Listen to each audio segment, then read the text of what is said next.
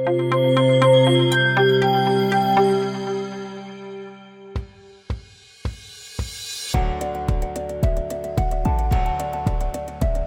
to BB101 course at IIT Bombay.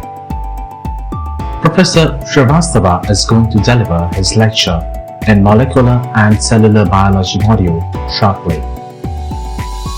Please mute your microphone and be ready with pen and notepad to take notes. Thank you.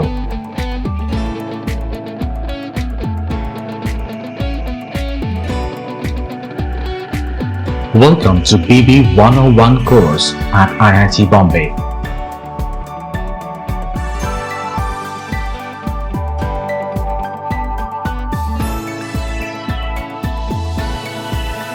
Please mute your microphone and be ready with pen and notepad to take notes. Thank you. In the previous lecture, we learned about the foundation of genetics. As you would remember, Mendelian genetics always assumed the existence of genes or factors, as they were called then. There was no physical evidence that such a thing existed. It was an abstraction. But soon, scientists found the evidence of those factors. Today, Professor Sanjeeva will tell us about that evidence. Mendel's proposed hereditary factors during sexual life cycles. Today, these factors are called chromosomes and genes that are both present in pairs in diploid cells. Homologous chromosomes separate and alleles segregate during the process of meiosis. The fertilization restores the paired condition for both chromosomes and genes. From the first solid evidence associating a gene with a specific chromosome, from the work of Thomas Hunt Morgan in the 20th century, to experiments performed by Alfred Hershey and Martha Chase in 1952 showing that DNA is the genetic material, we will learn how slowly and gradually, but surely, the chromosomal and molecular basis of inheritance was established. While it may seem all too obvious today, this journey is surely a masterclass of human ingenuity at its best. Let us join Professor Sanjeeva and learn about chromosomal and molecular basis of inheritance in Lecture 6 of BB101 module. Thank you. Hello students, welcome back to BB101 course. In the last class, we talked about Mendelian genetics, and you learned that Mendel performed some very elegant experiments on garden pea, which resulted into fundamental principles of law of segregation and law of independent assortment. We also learned about various examples linked to Mendelian genetics, the experiments on blood grouping, as well as how the law of probability can be utilized along with Punnett square to derive the possible offsprings in F1 and F2 generations. Continuing on the same theme, today we are going to look at another model organism, from peas to Drosophila.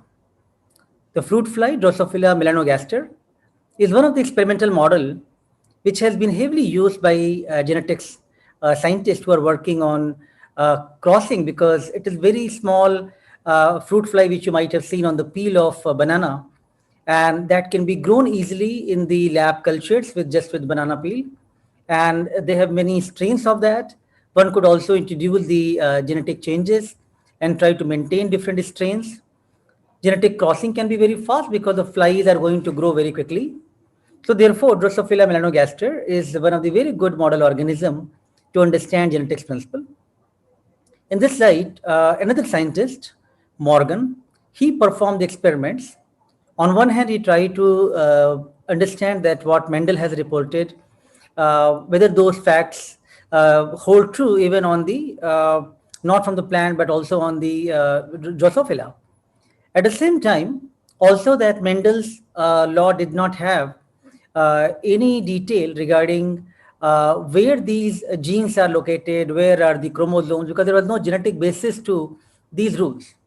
So Morgan actually went one step further, and he tried to convey that how not only that Mendel cross and those laws are still applicable, but also there is a genetic basis to these involvement, and there are genes linked on the X or the Y chromosomes, the sex-linked inheritance which happens, and where the genes are located on the chromosome.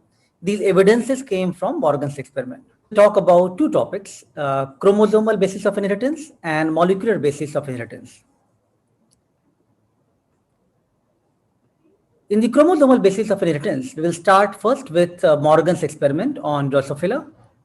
And those experiments, we will see how interestingly and elegantly Morgan showed that Mendel's experiment on pea plant could be performed on the fruit fly, but also gives the idea about the genetic basis, where these genes are located on the chromosomes. We will then talk about sex-linked inheritance, and I'll show you different crosses, how different idea for the genes location can be very useful for us to understand about the possible pedigree of the family tree. We'll then talk about the concepts of genetic recombination and linkage.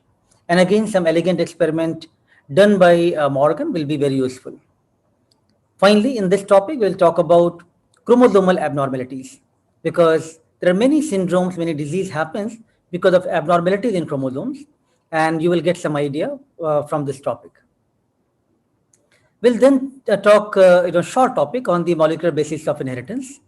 We are going to show you some classical experiments which were done in 19th century, and those are very elegant experiments which showed beautifully what are the fundamental concepts of different molecular biology. For instance, Griffith, he showed that which are the transformation factors. He did those experiments. Hershey and Chase, these scientists tried to prove that whether DNA is a genetic material or protein is a genetic material, and those experiments were performed. And then how DNA replication happens. We learned about DNA replication happens in the S phase when we talked about cell cycle regulation. So Michelson and Stoll, these scientists, they worked on the DNA replication, and while there were other scientists who also performed different experiments, their theory on semi-conservative replication got more prominence. So we have two different topics to cover today, and it will be a good idea for you to take your notepad and the pen, and it's good in the genetics. Whenever we are going to do any cross, please do it yourself. You will find it very interesting and very easy if you start doing it yourself, right? So let me now move from my office directly to the classroom of BB101 of previous year and take you there to discuss about chromosomal basis of inheritance. I must say that, Mendel made huge contributions for identifying that there are certain factors, heritable factors, which transmit from one to next generation. But, quite long time people did not know that what those factors are. And then, also people did not have too much information about whether those factors, in which manner they are inherited. So, few scientists started making more investigation. And one scientist who had made huge contribution in the area is Morgan, and I'll talk about some of his experiments. But before, kind of what we are going to talk is, are the genes for the P property which we are talking, are they present on the chromosomes, and do they segregate as a part of the divisions, meiotic divisions, the way we have been studying the meiosis process, right? So in this case here we have yellow and round, and we have green and wrinkled seeds. As a part of meiosis, these gametes are separated, and if these gametes contain the genes, those genes which are giving the properties like yellow and round seed or green or wrinkled seed, so are they also getting segregated as a part of these divisions which are happening. So genes are located on the chromosomes, and what is the behavior of these chromosomes during the meiosis process, and whether Mendel's law, which we have talked about, the segregation and independent assortment, is also valid as a part of these chromosomal basis of separation. Little complex slide, but one could start thinking and refreshing yourself about meiotic cell division. So as a part of law of segregation, the two alleles for each of these genes will separate during the gamete formation, which you can follow the same what we have done in the meiotic process. And the law of independent assortment, it means alleles of genes on the non-homologous chromosomes would assort independently during the gamete formation. So it's very well color coded here in the red and blue, showing that your capital R and small r alleles for the same gene properties, how in the meiotic process they are getting segregated. So these are the kind of assumptions made, thinking about whether what Mendel has discussed, whether that has any basis at the chromosomal level.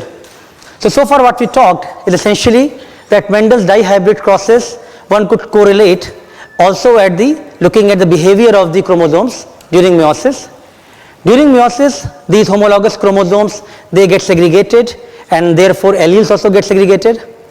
The behavior of chromosomes in meiosis process of the F1 generation as well as after the fertilization in the F2 generation could be observed by what Mendel has already shown in his crosses. So while these are some assumption, but there is no experimental evidence that how one could prove this. And this is an area where I must say that another scientist who made huge contribution is Dr. Morgan, who studied the Mendelian inheritance and what are its physical basis at the chromosomal level. So this is a scientist for whom we are talking, Thomas Hunt Morgan, Columbia University, and he selected a model system which is Drosophila or the fruit fly.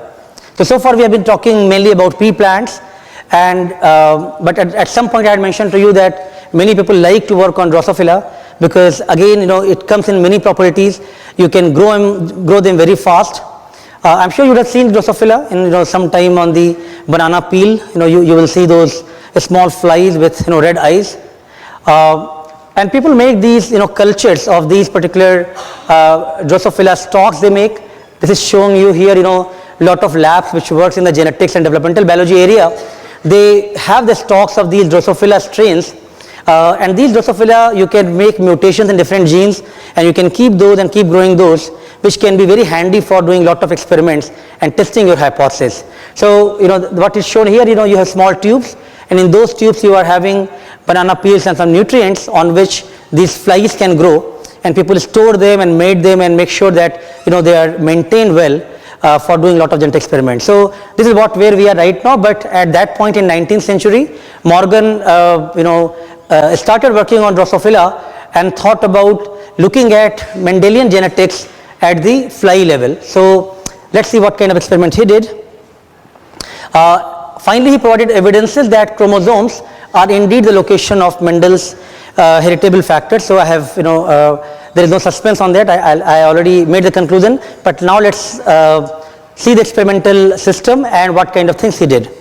So now nomenclature of the things, the way we have been discussing from the pea plant will slightly change. Here we are talking about phenotypes of Drosophila. Some characteristics, if these are commonly found, for example red eyes, that is wild type character, and if a deviation of that is found, that is known as mutant type behavior. So if this particular eye is white eye, which is not commonly found in Drosophila, that is a mutant type behavior, whereas the red eye is commonly found normal phenotype, that is wild type. So I'm sure now you are familiar with the wild type and the mutant terminologies.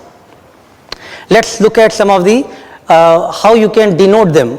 So far we are talking about in the pea plant context only simple nomenclatures. Now let's add a little bit complexity here. When we say wild type, you are denoting with a plus sign, and when you have a mutant, then there is a no plus sign. We are also showing here male and female chromosomes. So this is a male Drosophila, so XY chromosomes, and X is having W suffix on that or superscript on that, so that is a mutant behavior. Now this particular thing is XX, a female, both contain W+, that is a wild type, which will give the red eye pattern. Keep this in mind. I think there are some crosses which we have to do, which now we have to use these kind of nomenclature. So if in a given cross some point we'll talk to you about a given property, its wild type and the mutant behavior, you can denote those with plus or without plus. All right, so now let's see what kind of cross Morgan did. So he took these wild type female fruit fly as well as mutant white-eyed male fruit fly, and then observed their progenies in the F1 and F2 generation. So in this case, the female is red-eyed here and male is white-eyed in the parent generation. In the F1 generation, all the offsprings, they showed red eye. Just imagine what Mendel's experiment were, right? So purple was the dominant, and now that was shown in all the F1 generation. Something similar he also seen. Now he wanted to follow this particular cross in the F2 generation, and I would ask all of you now to start thinking and start making this kind of cross. So let's start doing that. All right, so we have the so you have to now start making X and Y chromosomes, and then also you have to denote what is a wild type and what is mutant, right? Then only you can say that offsprings, how many are male and female and what are their characteristics. So let's try out simple, the same way of Punnett square. So let's draw only for F2 generation. So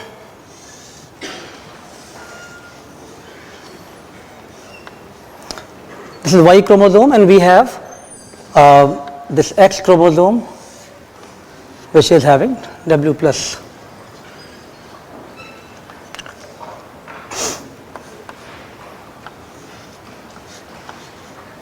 All of you are doing that, right? All right, I'll come and see your results, all right?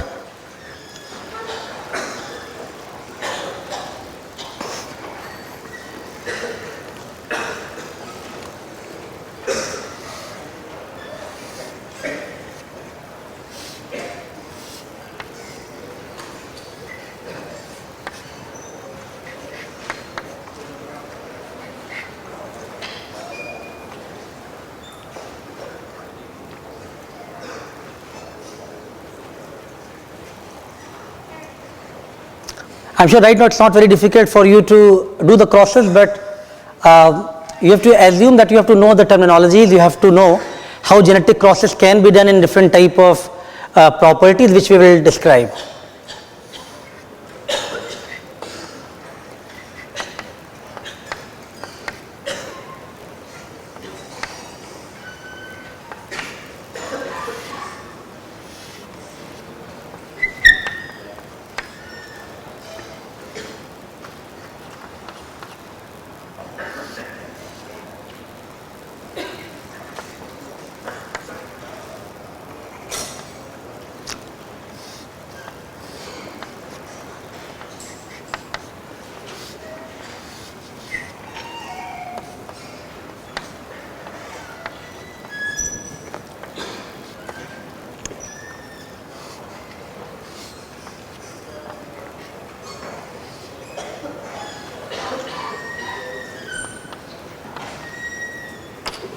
All right, so I'm sure all of you have done your cross by now.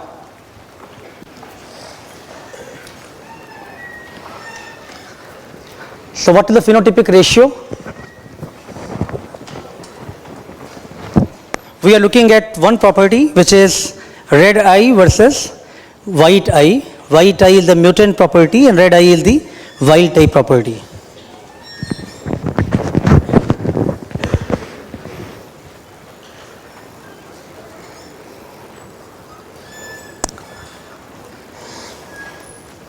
And these signs are for male and female, which also is important to draw those.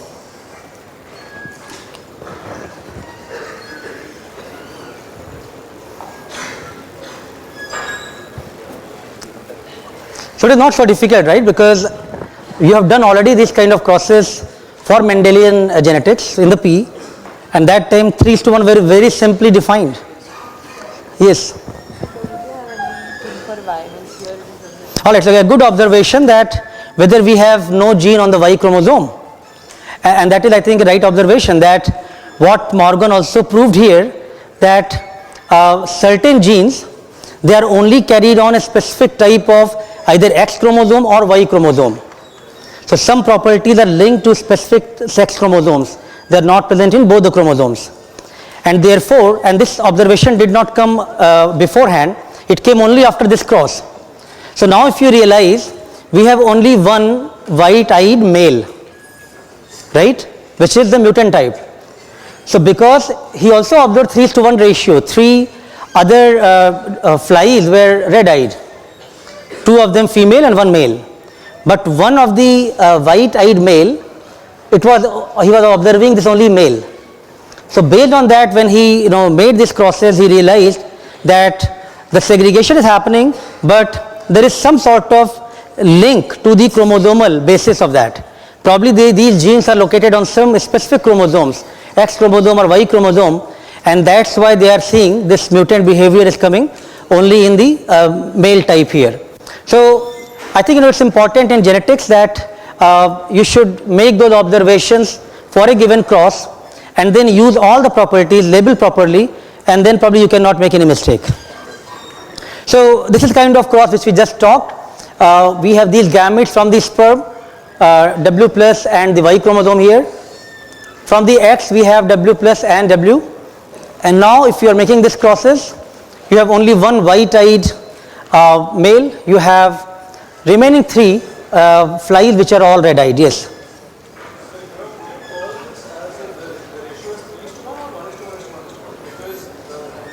So phenotype wise there are 3 are red-eyed. Phenotype, if you look at of the 4, it's 3:1.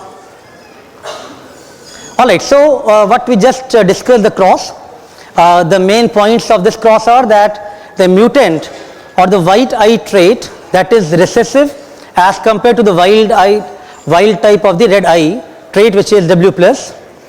In the recessive trait, white eye was expressed only in the male in the F2 generation. I think you had rightly observed this, and that led Morgan to conclude that eye color gene is located on the X chromosome and not on the Y chromosome.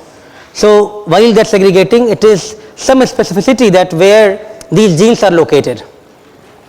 So conclusion from the experiment is, we saw the evidence that chromosomes are indeed the locations of what Mendel has defined those heritable factors. So Mendel was only able to say that there are some factors which are transmitting from one to the next generation.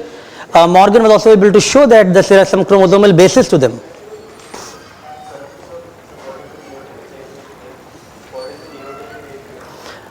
Alright, so genotypic ratio, you can say in the female what is the genotypic ratio, in the male what is genotypic ratio, and overall genotypic ratio of all the offsprings.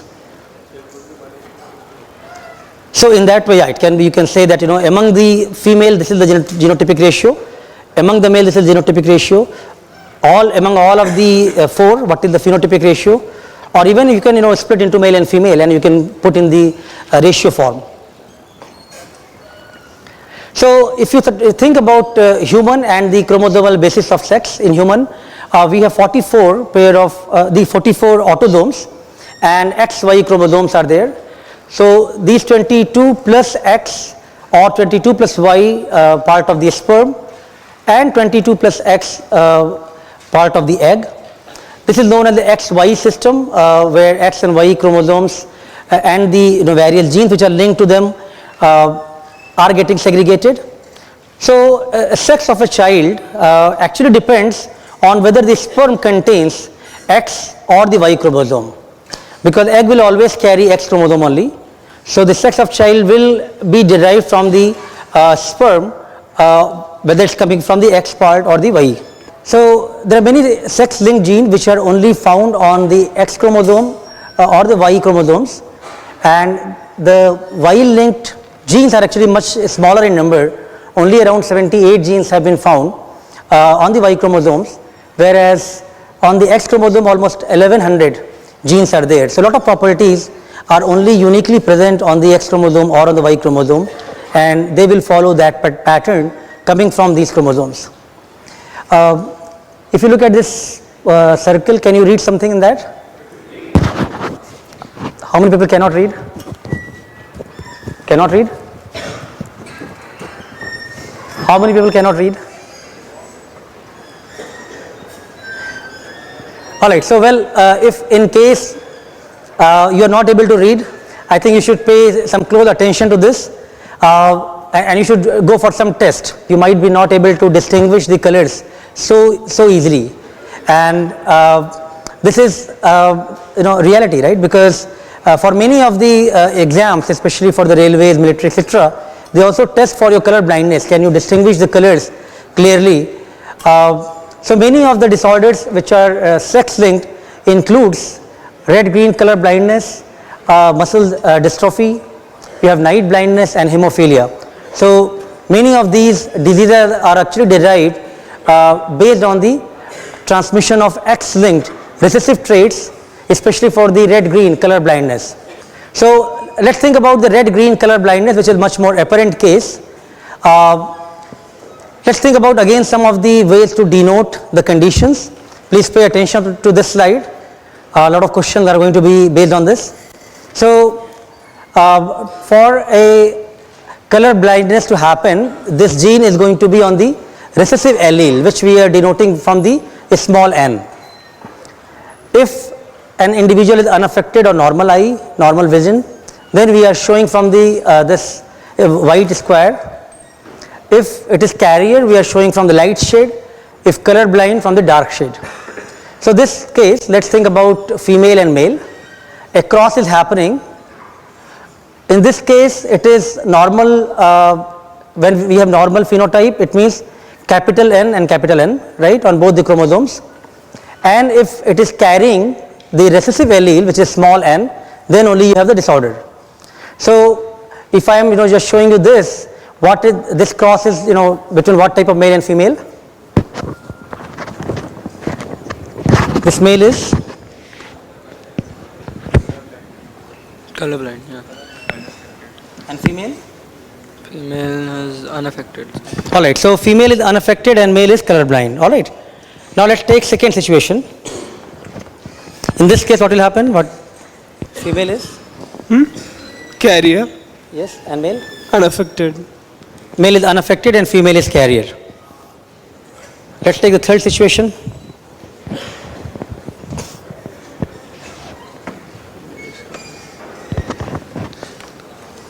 Female is carrier and male is colorblind. Alright, so I am hoping that in addition to looking at just the colors, you are also paying attention here that whenever there is a small n, which is recessive allele is here, with the male it is only it has to be only one on the X chromosome, so it's always getting color blind.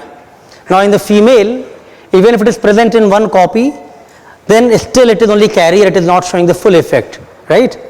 Now let's try to take these conditions and then do the crosses and see what will be the fate of these offsprings coming from these crosses. Please start doing that.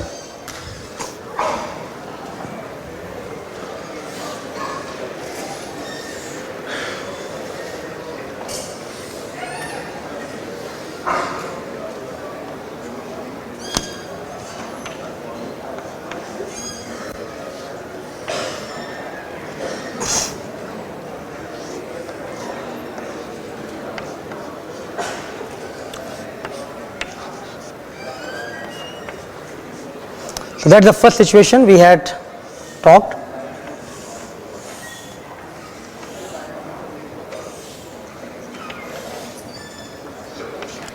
Second one is that we have male which is normal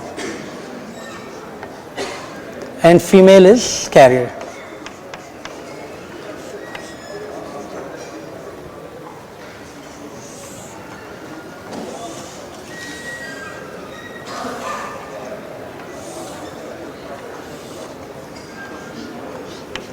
Third cross, we have male him colorblind and female is the carrier.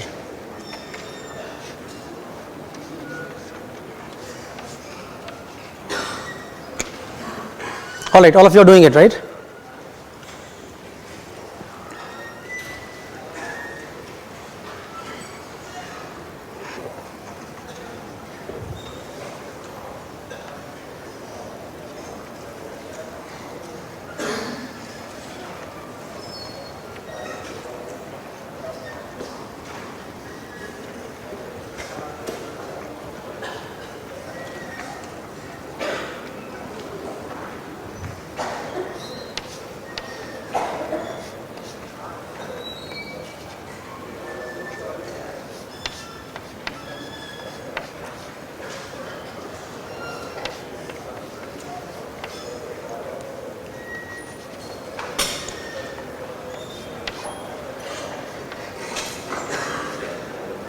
Also should write based on the X, Y, which are male and female.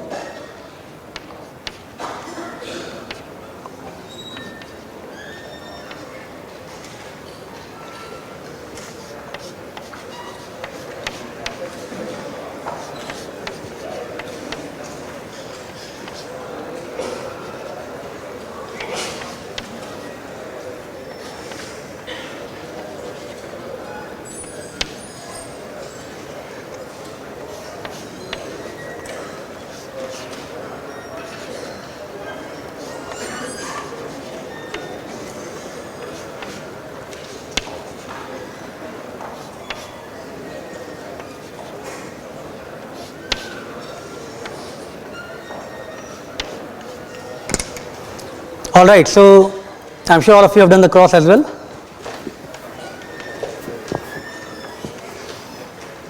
So you have to now do these crosses and give me the answers for each of the cross. What will be the progenies look like? And when the questions will be asked, you will be actually given a situation when that, if the cross happens and the kind of child which are born, 50% of them are carrier and 50% of them of normal, what could be the genotype of the parents? So then you have to go backwards. So let's go one at a time. The first cross, is everybody trying now? Everybody is comfortable? How about this side?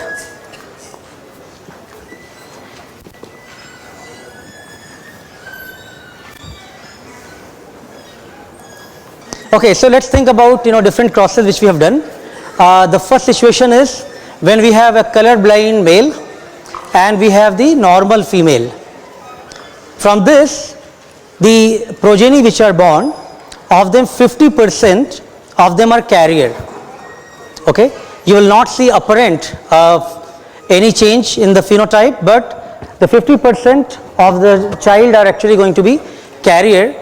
So a color blind father is going to transmit these alleles to their daughter. It's only transmitting, and it is not going to be apparent in the next generation. Second situation, the second cross, we have the female which is carrier and now male is normal. In this case, out of the 4 progeny, there is a probability that one of the male child will be color blind and one of the female will be the carrier. Now let's think about the third situation when we have a color blind father and mother is a carrier.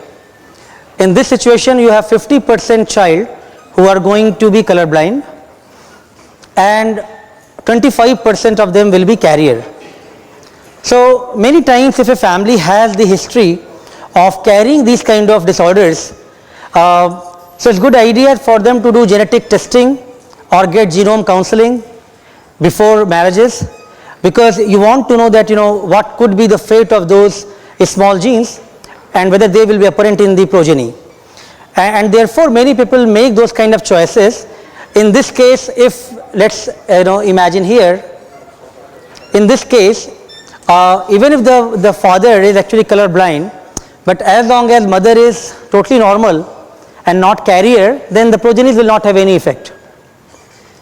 But if this is the third situation is there, the father is color blind and they are not doing any genetic testing, they are marrying with anybody, and then that female is also carrier, then the possibility is that most of the child will be either color blind or they will be carrier.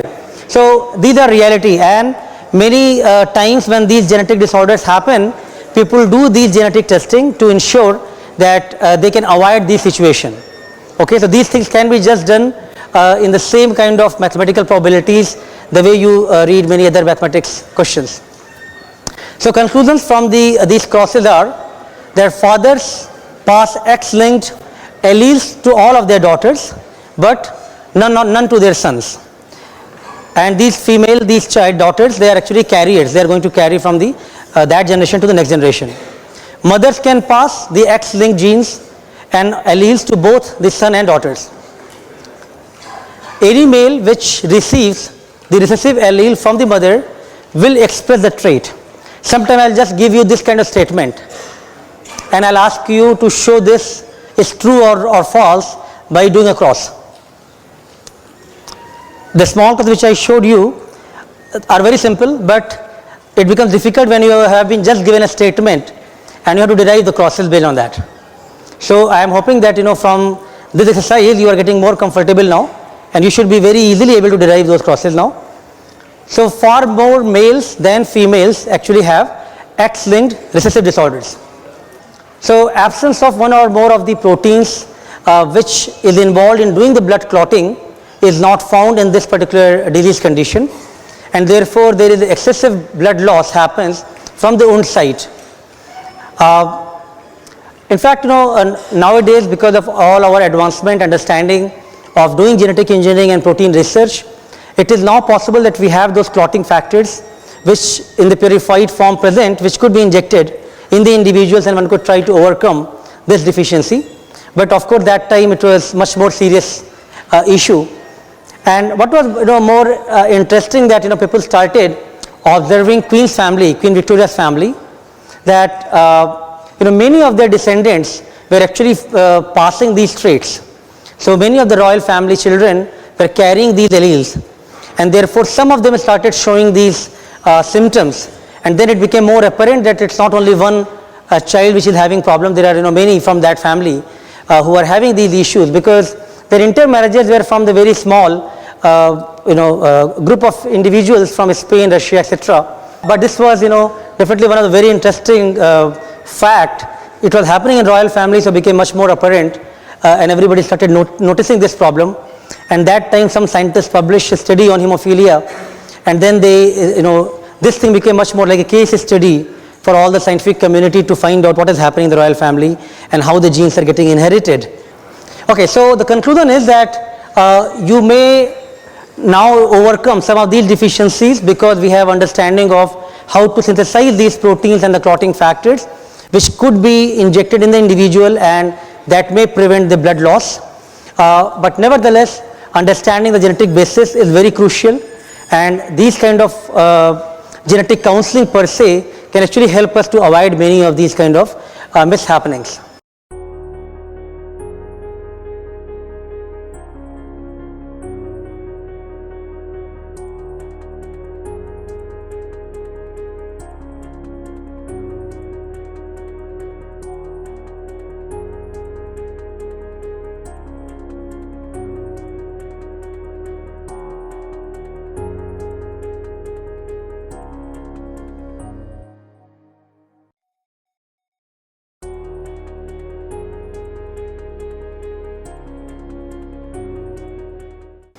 So by now you are familiar with the chromosomal basis of inheritance.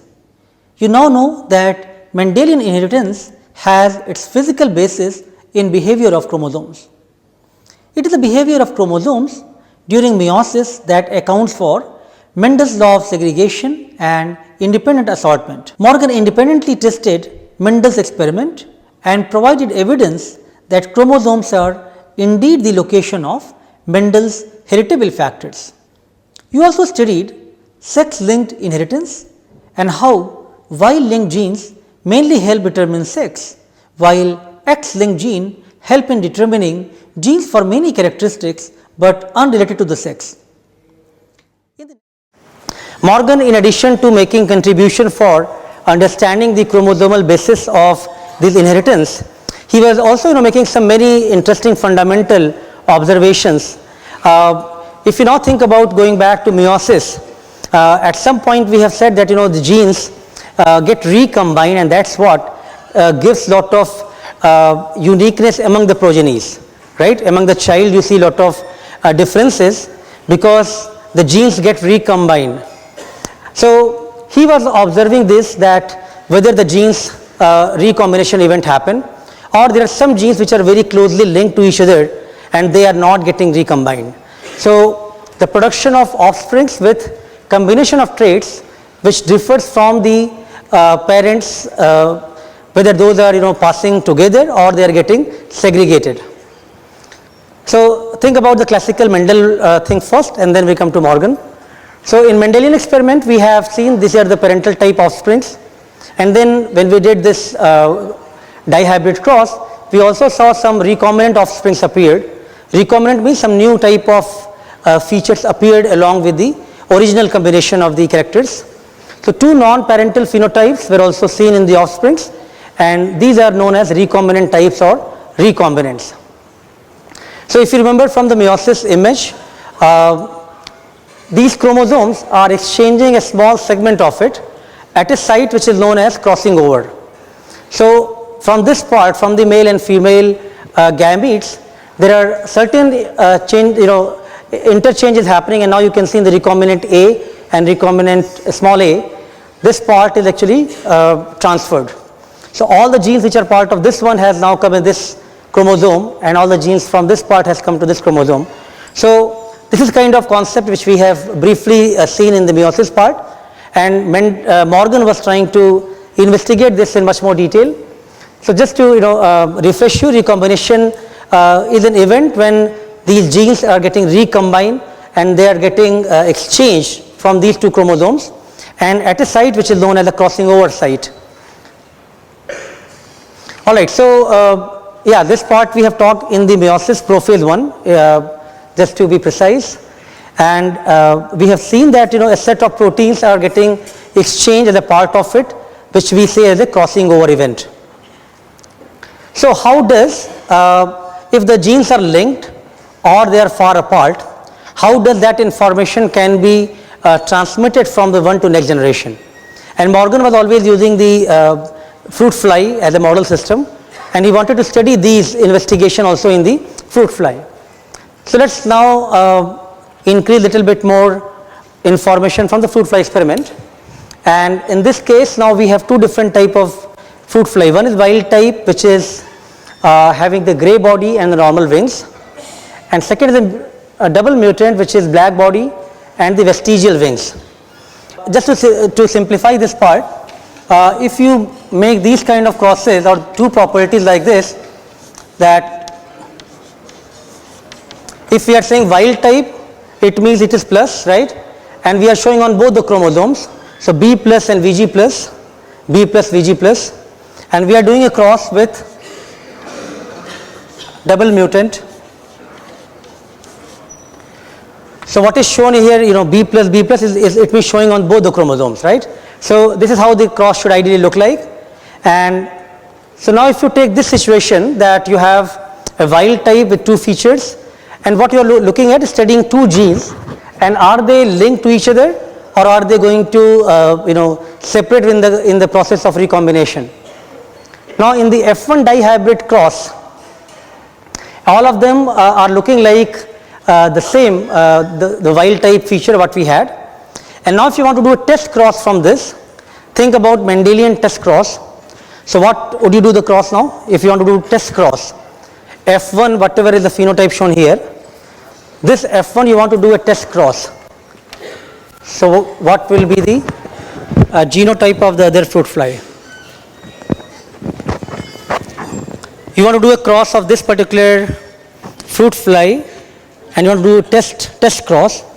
So what we did for a test cross in Mendel's PE experiment? Anybody recall? Homozygous recessive. Is this homozygous recessive? This is right. All right. Well, so now can we see this thing, this wild type of F1, and we do a test cross with homozygous recessive double mutant. Please do that.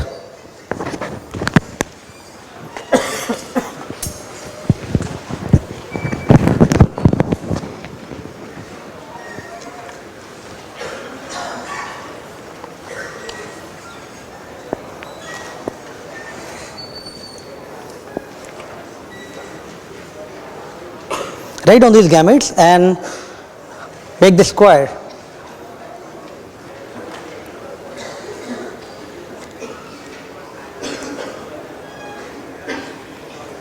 So now you can write these gametes.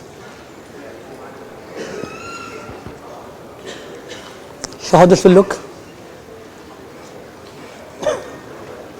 Okay, now you try other. You are trying to do the test cross. So what does it mean? Like you are saying that there are 4 different types of eggs which will produce, which you will cross with the test cross. Let's discuss after doing the cross first.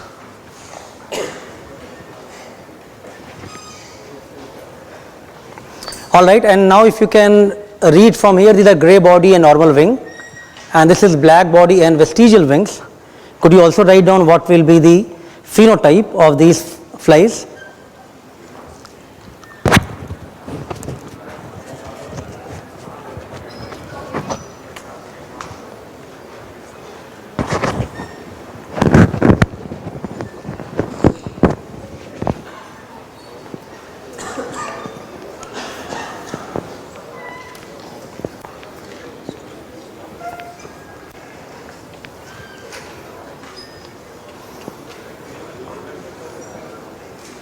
Write down what are the phenotype of these flies.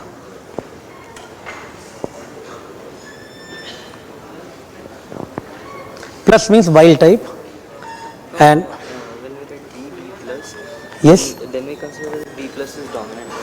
So that's why I was telling that in all of these problems it's a good idea to write B plus, VG plus, and B and VG, because these are like this, because these are on different chromosomes. So it's ideally the same thing. But when it is plus here, it is mean it is wild type, and if it is not plus, it is mutant. So we have now these 4 different type of phenotypes, and what we are observing here that one is gray normal, one is black normal, one is black vestigial, and one is gray vestigial. So in addition to the 2 which were original phenotypes what we had, we have 2 different new phenotypes as well. So what Morgan was trying to understand from the experiment, whether these genes are very closely linked to each other or they are very much far apart. So if you think about, just imagine that on this chromosome, if this part is getting recombined, and these 2 genes which we are studying, one is this part and one is going to get separated, it means these are not linked. But if these 2 genes are here or these 2 genes are here, these are going to be linked, right? If they are very close to each other. So then if they are close to each other, so even if they are getting recombined, still they are transmitting together. So therefore these 2 genes, a higher proportion of this looks like they are linked to each other. But there are some progenies, some flies which are also found of other phenotype, which may be that some recombination event might have happened. So he was the first time he was looking at not only that how genes are being transmitted, but where they are located on the chromosomes and are they linked to each other or not.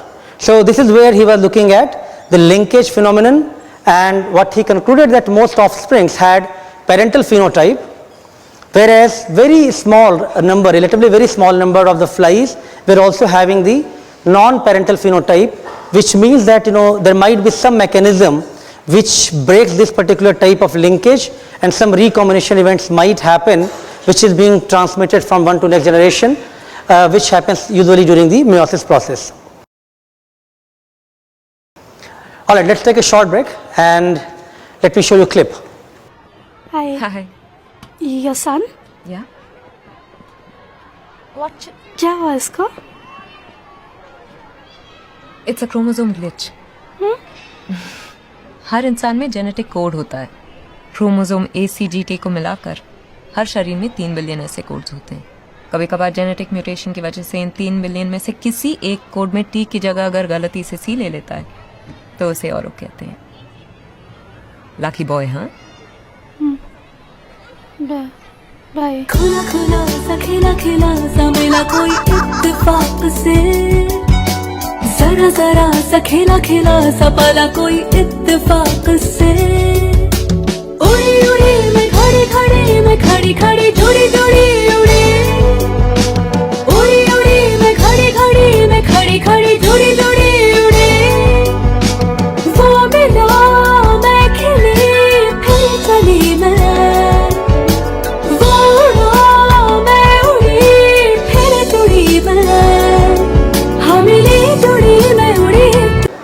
Alright, so it's not going to be a quiz question, but what is this movie?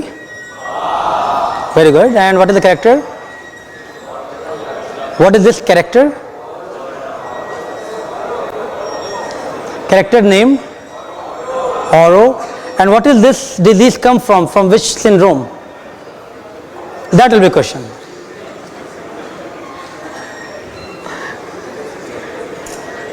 All right, so I'm sure you would have appreciated when you would have at least watched the trailer of this movie that there are some child who might be suffering from these kind of chromosomal glitch to say, and those sometimes could just be because of one gene defect, and in this case it was based on a lamin A gene which is defective. So there are many diseases which happen because of certain alterations happening at the chromosome level, and let's kind of not discuss some of these kind of genetic disorders which are happening because of abnormality in the chromosome number or the structure. So when we want to study about all the chromosomes, if you think about at some part of developmental study we talked that you want to map the karyotypes, you want to look at all the chromosome patterns, and it's just color coded differently for each pair of chromosomes. So it is possible that while various recombination events are happening, various genetic events are happening, some part of chromosomes get structurally changed, and it don't happen always and don't happen very often, but once in a while it happens, and those may happen that a small part of the chromosome get deleted, and in this case this D part is deleted. So this is known as deletion of the chromosome. So all the genes which are a part of that part of the chromosome is going to be absent, or it can be inverted. For example, if the gene sequence was A, B, C, D, E, now B, C, D became inverted, so now you have A, D, C, B. So many of the cascade of the gene signaling will get changed because of this inversion part, or a segment of it like B, C in this case here gets duplicated. So now you have 2 copies of B and 2 copies of C. One more situation is translocation. A part of these chromosomes move from one to other chromosome, like AB in this case moved to MNO and MNO moved to AB. So now they became very different characteristics. Or sometimes it can be non-reciprocal. It means it is just going to get attached to other chromosome, not the vice versa. So there are many things which can happen at the chromosomal structural level, and these are all different type of aberrations which result into different type of diseases, different disorders. For example, you see this child here suffering from Down syndrome, one of the very commonly found syndrome, which is having 3 copies of this 21st chromosome, which is known as trisomy. Trisomy means 3 copies of this chromosome. So Down syndrome is usually result of an extra 21st chromosome. So now their total chromosome number will be 47. So there is a disbalance, and these trisomy of 21 is now people do test for this at the prenatal level for testing whether the fetus might be carrying this syndrome or not. So another syndrome which is something very similar, which is trisomy of 18 chromosome, that is known as Edwards syndrome. You can see this particular phenotype here, Turner syndrome, which is based on absence of the certain genes from the X chromosomes. And now here you can see a phenotype for Pathos syndrome, which is a trisomy of chromosome 13. So 3 copies of chromosome 13 is present in this case. So many of these things are some abnormalities which happen because of the way chromosome would have shown some changes at the structural level. And we have seen this example that even sometimes a specific gene like lamin A gene in this case having some mutation, and as a result it resulted into this Hutchinson-Gilford progeria syndrome, and then this kind of child is being born, which now people can do genetic testing and try to find out these kind of genetic abnormalities beforehand, and that's where our understanding of molecular biology and lot of genetic tools are becoming really important in medical field. But what happens at the plant level? So many times plants also show these kind of changes, but not always these changes are very detrimental for plants. So in plants what is more common occurrence is that certain chromosomes just totally get duplicated, or they make 4 copies or 6 copies or 8 copies, and this phenomena is known as polyploidy. You have multiple ploidy level of those chromosomes. So rather than only one chromosome making extra 3rd copy or 4th copy, the entire chromosome set has become duplicated. And this is what is shown you here, that 2n, 4n or the 6n of the whole chromosome sets. Look at this particular watermelon. I'm sure you would love to eat watermelon without seeds, right? Seedless watermelon. And those are actually polyploids. Those are having extra set of chromosomes, and sometimes those result into some beneficial properties in plants. For example, many of the high yielding wheat varieties, those are hexaploid wheats. So it's not always that, you know, if you have some extra chromosomes, those are going to have problems. In this case, it is much more advantageous. But what is important here to note, in plants we have full set of chromosomes getting duplicated, and that's usually is much more easy to retain for the cell as compared to only one chromosome getting extra. So that's where I think you can see these are still giving us some positive results in the plants. So we have been discussing about Mendelian genetics, and we have seen many examples in which way understanding the genetic laws can really help us to do a lot of genetic testing. In the same light, I think it's important for us to learn how new modern biotechnology tools have started making huge difference in day-to-day medical applications. You have just seen one video where you may have realized that in which way personalized medicine is not any more a fiction. If you understand an individual's genome variation, what kind of mutation might be happening in this particular individual, so then you can give some medicine which are very much could be recognized by the receptors of those mutations, and then it will be much more effective for that individual as compared to you are just giving some generic drugs to every individual. And therefore many times for a given treatment you may realize that you have a lot of side effects, and those side effects are just result of us not knowing this exact way of modality of the treatment. So in molecular basis of inheritance we had discussed about some of the classical experiments, and then I'll talk to you about some more classical experiment in which way some of the fundamentals, that what is the genetic material is the DNA or the proteins, were established. And similarly many of the transforming principles as well as how DNA replicates, those kind of laws were how they were derived. We're going to discuss about those experiments. Can a genetic trait be transferred in two bacterial strains? There are two strains, one is having capsule with S strain, one is not having capsule R strain. The one which is having S strain may cause pneumonia, other one is not going to cause pneumonia. And this experiment was done by Griffith, where he proved the principle of transformation. So we had seen the first condition, that if you have S capsule which you are now injecting in the mouse dies because of the virulence from the capsule. If you have living R cell, they are non-pathogenic, they will not have any impact, so mouse remain healthy. If you are having the heat killed S cells, it means you are killing the capsule layer, then that makes it non-pathogenic, and again mouse will remain healthy. If you have last situation like this, when you are adding a mixture of heat killed S cells and you are adding the living R cells, what was the phenotype for the mouse? Mouse died, and that was because of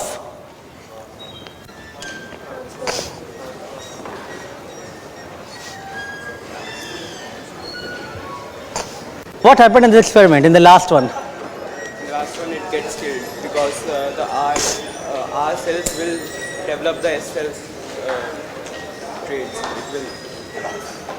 And how that happened? So in which way R cell acquired the S cell characteristics? So in this case, probably some material, some DNA from the S cell got transferred to the R cell and made them pathogenic, and this is what resulted into this phenotype, which was mouse died. So what Griffith then concluded from the experiment, that if we are injecting both non-pathogenic and pathogenic, but there is some kind of transformation is happening, some substance is moving from the S cells to the R cell, and that is giving it the property which is making it much more pathogenic and creating the mouse to die. So this is kind of conclusion from the this experiment.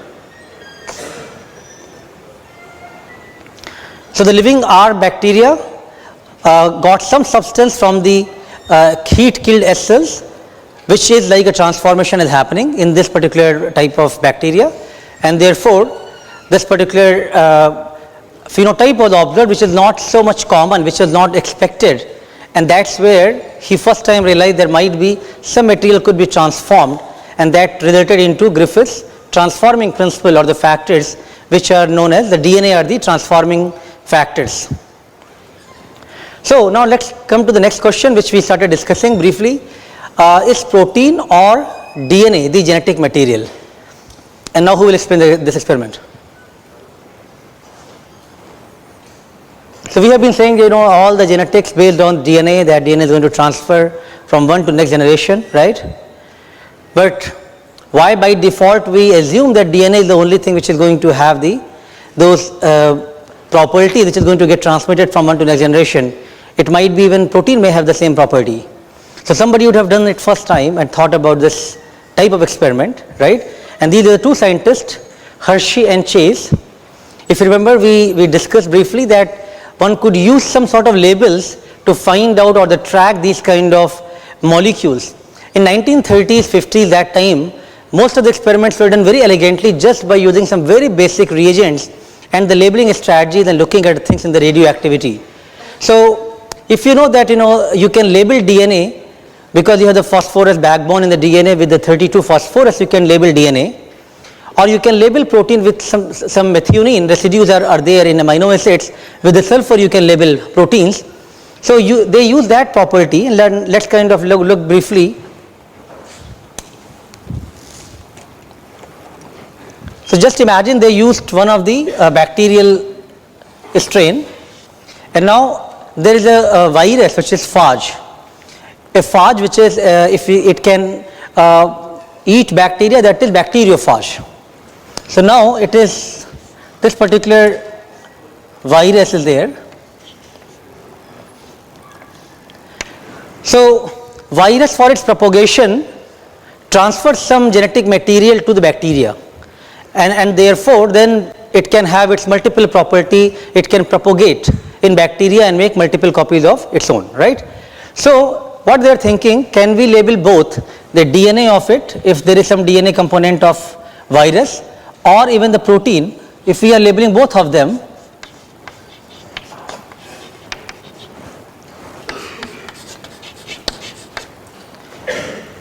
and now let's see what is going inside the bacteria, which is going to create multiplication. So that will be probably one which is going to have all the genetic information, so that one could then extrapolate information from it, whether the DNA or the protein have the genetic information. So to do this experiment, they use a very simple technique, analytical instrument, which is known as centrifuge. In centrifuge, I'm sure you have seen washing machines. So it's something like washing machine, where you are using a very high centrifugal force, and let's say you have these are the rotors in which you are keeping the tubes. So let's say one of the tube is kept here, and when you are using very high centrifugal speed here, let's say 10,000 RPM, etc. So then based on this particular speed, if you have this tube here, whatever the bacterial membrane and the contents are there, they will just come as a part of the bottom part, which will be pellet, and anything which is liquid, clear part, that will remain as supernatant. So if whatever is going inside the bacteria, along with bacterial membrane and debris, it will come inside, which will become part of the pellet, and anything which remains out will become part of the supernatant. That was his assumption, and he had labeled both protein and DNA. So he was trying to see from radioactivity what is going inside the pellet and what is going in the supernatant part. When he did this particular labeling experiment, what he found that in the pellet he could see radioactivity of the DNA. So based on this information, and whereas the protein was found in the supernatant part, so looking at this information, he was able to conclude that the DNA is going inside the bacteria from the phage, whereas the protein remains outside, it is not entering inside the bacteria, and therefore protein he can see in the supernatant part and DNA is coming in the pellet part. Just by doing the simple labeling experiment, he was able to conclude that the phage DNA entered the bacterial cells, but phage proteins did not. So these were some very classical experiment done in 1900 that century, which has resulted into a lot of fundamental information. And if you think about it, I think these are not so difficult thing to do. Just need some sort of concepts to be tried out. I'm sure we have studied about chemical composition of DNA. You have been taught looking at 2 DNA strand double helix model of DNA. Watson and Crick, these are the scientists who elucidated the structure of DNA, and they got Nobel Prize for it. Very briefly, you have AT and GC base pairs. Whenever you have A, you will have the T with the 2 hydrogen bonds and G with the C3 triple hydrogen bonds. So this kind of pairing will be there, complementary base pairing will be there. And now whenever a scientist, actually Erwin Chargaff, he derived the rule that percentage of A base pair will be equal to percentage of T base pairs, whereas percentage of G base pair will be equal to percentage of C base pairs. So some of these are the basic information linked to the DNA. Now let's think about one of the property of DNA, which was DNA replication. Let's think about how DNA replication happens. So you are making multiple copies of DNA happening inside the cell. DNA is double stranded. So people have proposed multiple hypotheses. What are the possible ways in which DNA replication may happen? And there has been 3 hypotheses proposed: dispersive, semi-conservative and conservative. Semi-conservative has the most popular hypothesis. So let's look at this slightly in detail. If you have this DNA, let's say dark blue colored ones, both double helix. Now in the first replication after that, you can see one of the dark blue remain there, and one of the new light chain, new light form has appeared. And now in the second generation, one of the dark form and the light form remains there, and again light forms again is synthesized, which makes it again double helix. This is kind of DNA semi-conservative replication. The conservative replication is based on that one DNA is always going to be like the original parental DNA, even in the after the first and the second replication.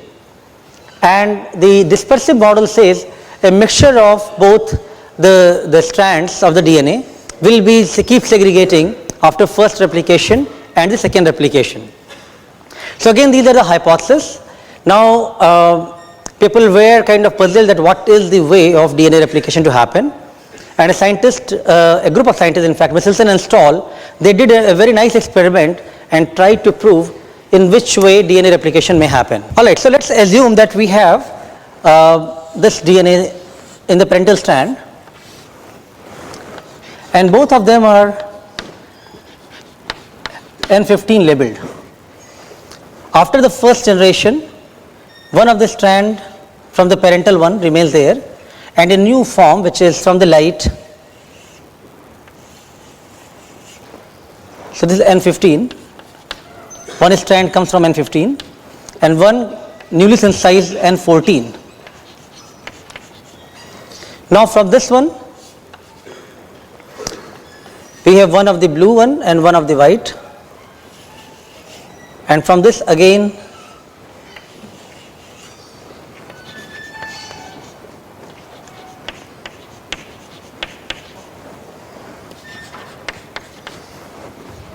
alright, and same will happen here as well, right, from this part.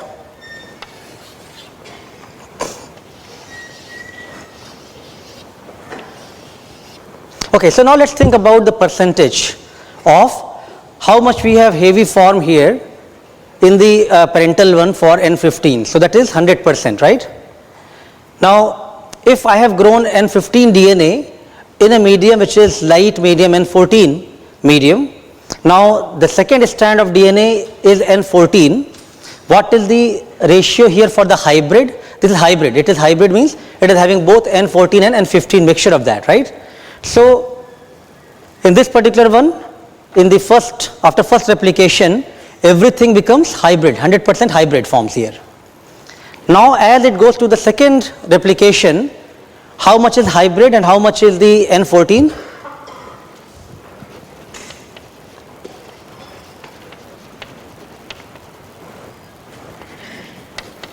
This is hybrid, right? This is hybrid. So these two are, as well as these two, these are part of the second replication. So So what is the percentage of hybrid and percentage of N14? 50-50, right? So there are ways of doing the density centrifugation where you can separate these based on the density. They use cesium chloride based density to separate these particular bands, light or heavy form of the band, and this is how the experiment was being done. So initially they grown bacteria in N15 or the heavy isotopic forms, then they transferred that to the light form or the N14 medium, and now from there they can see the bands, is that coming in the center or there are some new band appearing which are less dense than that, and when they analyze those particular fractions, then they are able to conclude what is the ratio of N15, what is the ratio of N14 and N15, and what is the from one to next generation, how much percentage they can see the change. So if you see in this particular experiment here, in the hybrid band, which is having both 100% after the first replication, and after second replication you have 50% of the hybrid band and 50% of the light band appearing. Now if you go to the next generation, what will happen? Please draw.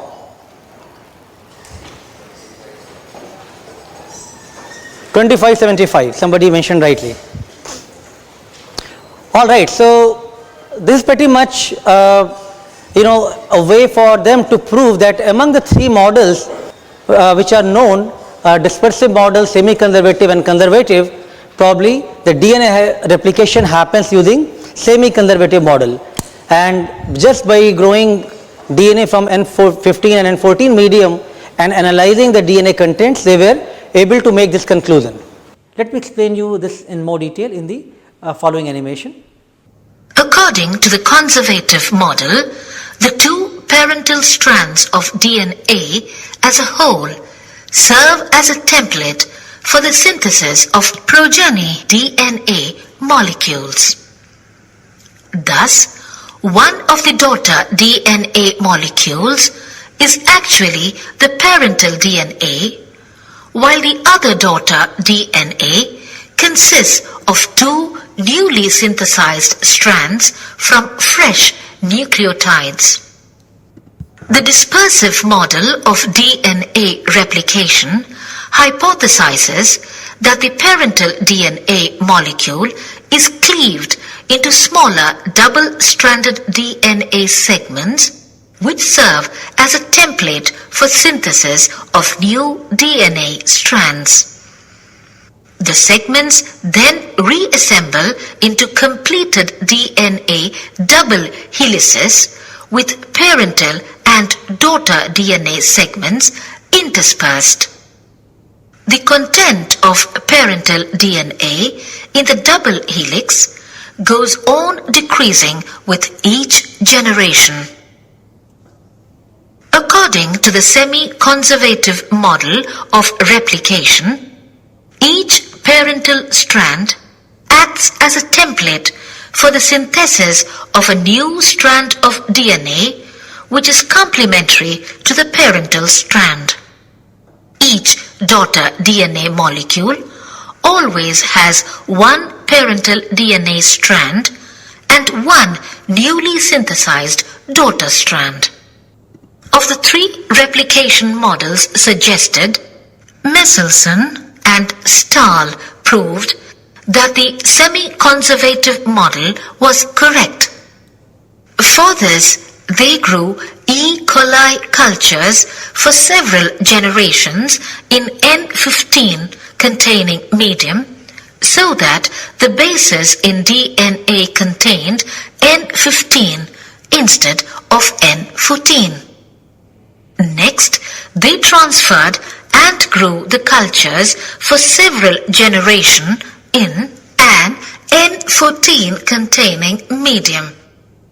Throughout the period of growth, samples were taken, cells lysed, and the DNA analyzed by centrifugation in CSCL gradient. The parent DNA showed one band in CSCL gradient corresponding to N15 DNA. The first generation daughter molecules also showed one band which was not at the same position as parent DNA. This corresponded to N14, N15 DNA, while the second generation showed two bands, one of N14, N15, and the other of N14 light DNA. These results exactly matched the semi-conservative replication model. So just to summarize what we learned today, we talked about two major topics. One was chromosomal basis of inheritance, and other was on molecular basis of inheritance. We learned about different experiments performed by Morgan to show the genetic basis of Mendelian's rule. We also learned about genetic recombination and linkage. And again, Morgan showed those beautifully in Drosophila experiment. We also learned about sex-linked inheritance, and we learned about chromosomal abnormalities and different diseases which are associated with that. Based on these knowledge, there are now many biochemical and genetic tests which are being used to detect various types of genetic abnormalities. In fact, at the prenatal level, at the early stage of the birth, now there are many tests, molecular tests being performed, which can detect, if there are any syndrome, any other disease or genetic carrier, the child might be possessing. And those things are possible because of our understanding of these genetic laws. And in the second part of the molecular basis of inheritance, we learned that despite not having many technology and resources, in 19th century, scientists like Griffith, Hershey, Chase, Michelson, and Stahl, they performed some very beautiful experiments which has established our fundamental concepts of DNA as a transforming factor, DNA as a genetic material, and how the DNA replication happens. I hope you got good understanding of the basic genetics from Mendel to Morgan, as well as some of the molecular basis of inheritance. These are the references which are used for this lecture from your book, Campbell. And that's all for today. Thank you very much.